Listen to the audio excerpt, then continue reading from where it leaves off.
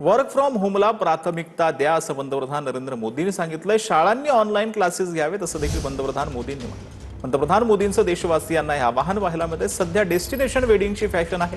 भारतात लग्न करा, पूर्वजांचे आशीर्वाद मिळतील असा सल्ला पंतप्रधान नरेंद्र मोदींनी दिला।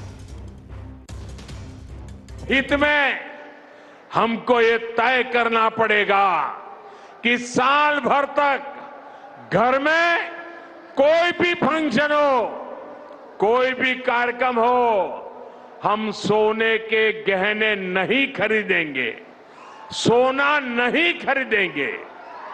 सोने की आयात पर भी देश का बहुत बड़ा पैसा विदेश जाता है। मैं आप सबसे, देशवासियों से आग्रह करूंगा कि जब तक हालात सामान्य न हो, हम सोने की खरीद को टाले। गोल्ड की जरूरत नहीं है। तुमचं ऐकून घेण्याची जबाबदारी सरकारची आहे। तुम्हाला आलेली अडचण समजून घेण्याची जबाबदारी सरकारची आहे। तुम्हाला अडचण आली असेल तर ती जबाबदारी सोडवायची कोणाची? सरकारची आहे।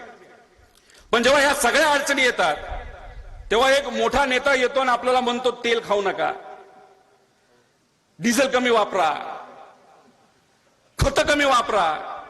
आता खत कशी कमी वापरायची? त्यामुळे हे जे काय आहे हे शब्दाचा खेळ आहे। त्यामुळे या विषयामध्ये थोडंसं लक्ष तुम्हा आपल्या सर्वांना घालून द्यावं लागेल। हा विषय आम्ही अधिवेशनात अनेक वेळा घेतलेला आहे।